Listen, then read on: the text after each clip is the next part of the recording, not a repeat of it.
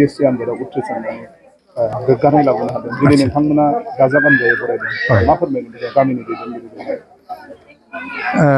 नंगौ थिगैनो दे आं गामिनि सासे दैदेनगिरि बे हिसाबै दिनैनि बे समाव जोंनिनो खुब माने अनजालु फिसा जोंनिनो जोंहा मनजित बसुमतारिया जोंनि गामिनिफ्राय APSC परिखा होनानै बियो मोजां उत्तीर्ण जानो हादों, मोजां पास खालामनो हादों।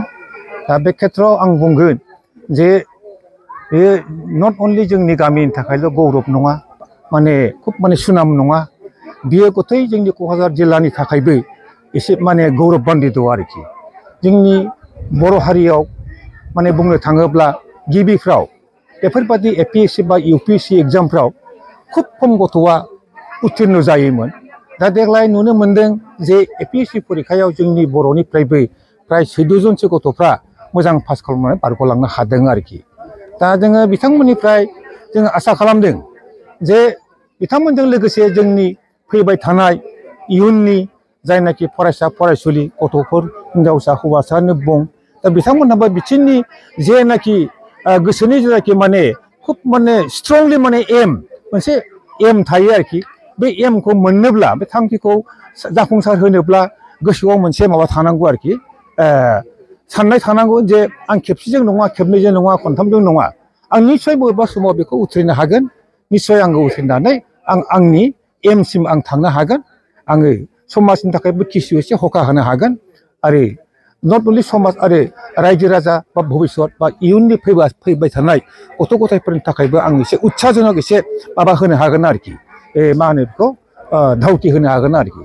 दा बेफोरबादिखौ दिनैनि समाव जोङो जोंनि गामियाव जों नुनो मोनबाय। खुब गोजोननाय मोनदों आङो। जोंनि गामिनिफ्राय सासे जोंनिनो माने अनजालु गथ'आ APSC आव मोजां धरनै पास खालामनानै दिनै जोंनि गामिखौ खुब माने सुनाम खालामदों। आरो जायफोर बिमा बिफा, बिसोरबो बिफा गैयाब्लाबो बिमाया दङ। बिमानि बोसोनखौ लानानै गाव दहायबो बुंलांदों जे गावनि थांखियाबो थिग थानांगौ आरो एसे एनैब्लाबो बिमा बिफानि खोथाफोरखौबो खोनासंलांनांगौ आरो रायजो राजा सुबुंफोरनि जेनाखि बोसोनफोर, मोजां बोसोनफोर, बेफोरखौबो खोनासंनांगौ। जिउआव दावगानांगौबा, जिउआव जुदि उथ्रिसार जानांगौब्ला, देरहासार जानांगौबा बाहाय खस्थ'बो खालामनांगौ। खस्थ'नि फिथाइया गोदै। दा बेफोरखौ दहाय बे गावनि बेक्तियानो बुंलांदों। बेनिखायनो आं आसा खालामदों आरोखि भबिष्यत दे जोंनि गामिजों लोगोसे गुबुन गामिफ्राबो बा गुबुन जोंनि बर' हारिनि जायफोरनाखि फरायसा फरायसुलि बिथांमोनहा जाहाथे माने फरायनायाव मोजाङै गोसो होसारो आरो गावखौ दावगालांनो नाजायो आरो जोंनि हारिनि इयुननि सासे मुंदांखा जानानै जोंनि हारिखौ जाहाथे दैदेनलांनो हायो, दैदेनगिरि जानो हायो आरो उत्साहजनक भाबै जोंखौ माने फरायनायफ्राव माने थुलुंगा होनो हायो आरोखि। दा बेफोरखौ जोङो आसा खालामदों।